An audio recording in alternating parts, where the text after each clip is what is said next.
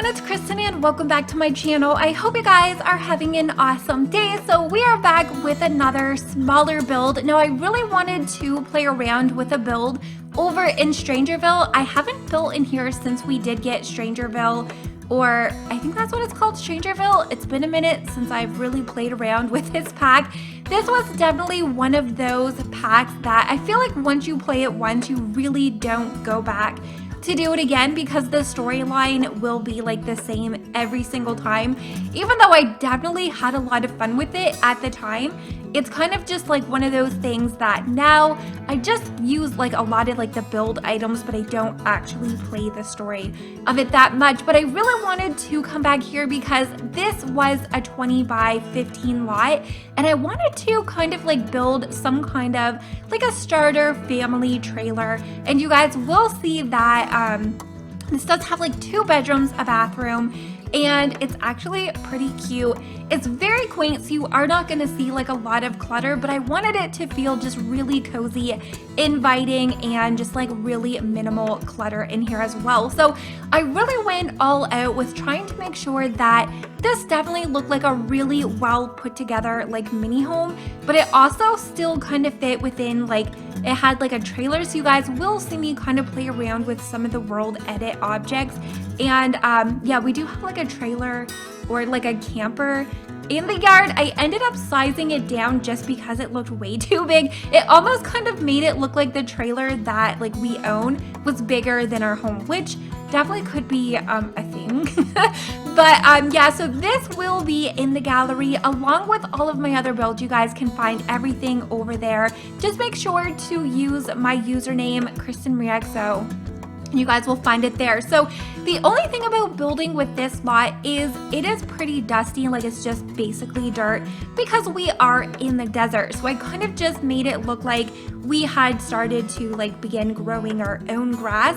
I felt like if we added like really just strong green pure grass, then it would really stand out like a sore thumb. So I don't really get to use that like train paint that much just because I don't really love it, but it fit for sure here because it was kind of like grass mixed with dirt, and we kind of like filled in some of the grass to kind of make it look like we've been here for a minute, but we are still kind of like working on growing our home. So one thing I think if I was to have like a sim move in here, I would probably add in some garden planters over on like the left side or the right side of the home where there is like that empty spot by like the larger tree, just because I love gardening. In The Sims, it's definitely one of the things I tend to like gravitate towards when it comes to like making money and also beekeeping. I think if you had like a couple beehives over there as well, I think it would look really cool. However, I think realistically, if you had bees in a desert, I've never really thought about that. I don't even know if they would be able to survive because bees need pollen in like lots of plants and water. Are bees a thing in a desert? Now that I'm like saying it out loud, I'm like, I need to Google that. If you guys know, definitely make sure to let me know because now that's bothering me. It's probably gonna bother me for like the whole voiceover. But one thing that I have been really enjoying with the builds is using those world edit objects. Sometimes I forget the cheat, so I just like don't go into it, but yeah, I need to get like, I see a lot of simmers use the Stream Deck, I think it's called, from Elgato, where it has like all of the buttons and you can pre-program like custom commands. I definitely want to start like saving up so that maybe I can get one of those, because I have seen Molly, the English simmer, actually use one of those. And I think Jen, Urban Sims, actually uses one as well, where you can like program it to like open up your cheats menu and then have it like put in your move objects, ignore gameplay, and all of that stuff. So let me know if you guys use any of that, or if you're just like, yeah, no. Copy and paste or type it in. But yeah, the world objects ones, for some reason, I always struggle with forgetting if it's like world edit objects or live edit objects, and I used to like keep all kinds of sticky notes on my computer, but it ended up getting just like really cluttered out. But yeah, so this home is really, really tiny, but it could have been like, I could have made it a little bit bigger with like an actual living room if I deleted out like one of the bedrooms. But I have definitely been having a lot of fun playing around with how we can like design kitchens and living rooms that are like super teeny tiny, because I am making a point to make sure that I build more family homes. I kind of get into this thing where I always end up building homes that have like one bedroom, but I really wanted this to have like 2 bedrooms so we can have a family in here.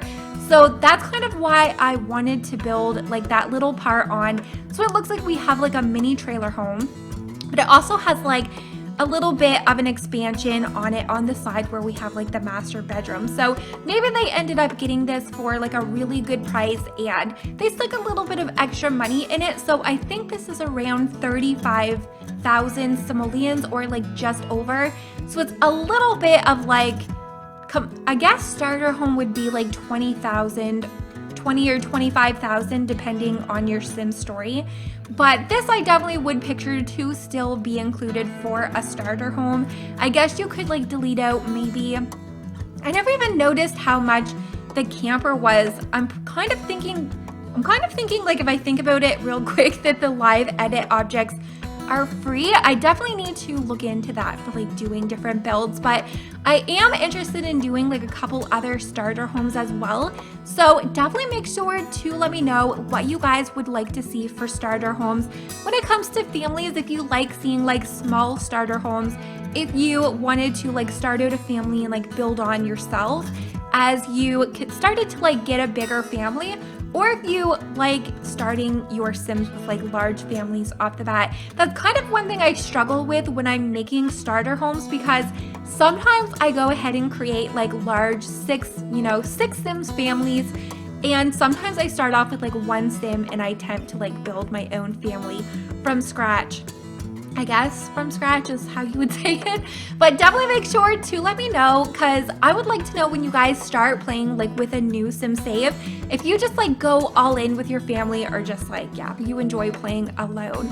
So I do have some really fun videos coming up next week on my channel, some really interesting let's plays as well, kind of just like one-offs, not really like any new series yet or anything like that. And I do have a bunch of builds. So like I have mentioned, the last couple of weeks has definitely been a little bit of a dry spot on my channel, or I don't exactly know how to say that, dry spell on my channel. So definitely just been doing the 100 baby, but as you guys have seen this week, we are back to posting regularly almost every single day, and it's definitely been nice to get back. And if you guys haven't been able to tell, I have a lot to talk about because like I said, I haven't been doing that many speed builds, and I feel like I haven't really been able to sit down and chat with you guys over here on my Sims channel. So yeah, this one I really just wanted to keep the clutter very minimal, and I did have to keep that last counter empty because we do want to be able to cook and actually like have this home fully functional. So because it's so small, I kind of like used this little coffee table as like a place to, you know, have like our napkins, salt and pepper. Because it's so tiny, we don't even have a kitchen table right now.